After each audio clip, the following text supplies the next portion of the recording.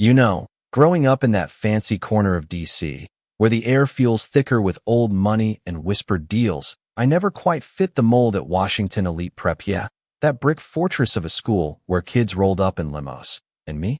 I'd get dropped off in Dad's beat-up Chevy, trying to act like it didn't bother me. But man, the stares, the whispers, they chipped away at you, especially when you're 10 and just want to blend in. It all blew up one day in MS Harrington's class, when she had us present on our parents' jobs, and I stood there, heart pounding, saying, "My dad, Marcus Thompson, he's a top security strategist at the Department of Defense," only for her to smirk like I'd just claimed he invented the internet, winking at the class as they snickered.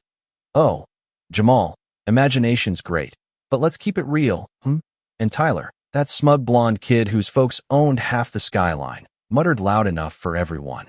"Yeah, right, probably sweeps the floors," while Ethan, my one-rail buddy, shot me a sorry look, his hand half raised before she shut him down cold.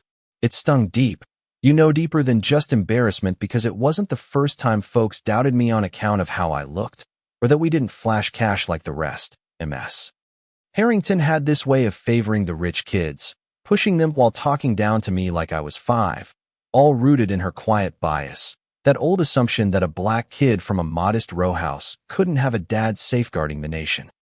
I went home that day deflated, spilling it to Dad over dinner how she made me a liar in front of everyone. How I wished he'd show up to these things and he just listened. Eyes steady, hands tight on his fork, saying softly, "People underestimate what they don't get. Son, sometimes that's your edge." But his phone buzzed then, pulling him into the study with those hushed tones I knew meant work. The kind that kept black SUVs lurking outside our place at night, watching like silent guardians or threats. I wasn't sure anymore.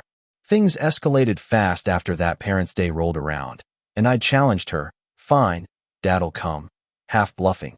But he showed, striding and sharp-suited with his badge gleaming, freezing her patronizing smile mid-air as she stammered, "Mr. Thompson, I will come."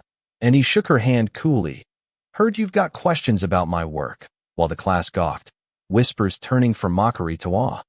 But it wasn't just vindication. Oh no, Dad's phone lit up with alerts, his face hardening as he stepped out with suited agents, murmuring about breaches, cyber hacks tracing back to some ghost from his past, Viktor Petrov, this scarred operative he'd crossed in a classified op years back, nursing a grudge that twisted into revenge, targeting the school, 'cause it was full of VIP kids like me. A goldmine for leverage against folks in power.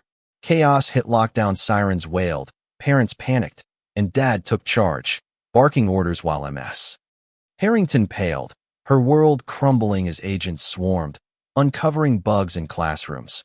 A fake janitor lunging at me in the hall before Dad tackled him, growling, "You picked the wrong family.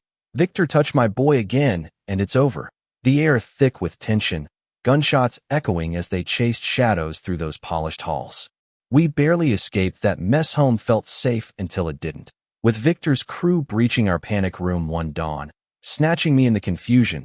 But Dad tracked me via that hidden chip in my watch, storming a rundown Delaware warehouse, where Victor sneered, knife at my throat. "The files, Thompson, or watch him bleed for what you took from me in Syria." His voice dripping hate from that botched mission where Dad's team dismantled his network, leaving him scarred and vengeful. I elbowed him hard like Dad taught, dropping low as shots rang out. Dad bursting in, Ramirez flanking, cuffing Victor mid-snarl. "It's personal now?" Fine, rot in a cell, pulling me close in that dusty chaos, the relief crashing like waves. Looking back, it changed everything. MS Harrington apologized tearfully, admitting her bias stemmed from her own sheltered bubble, pushing the school to revamp inclusivity, while I stood taller, presenting on assumptions at the spring fair, folks actually listening. But here's the thing that lingers. Was it worth the terror to expose those blind spots, or does real change only come when the elite get scared? What do you think? Have you faced doubt like that, or seen bias flip a switch? Drop a comment, share your story. Let's talk about where justice really starts in places like this.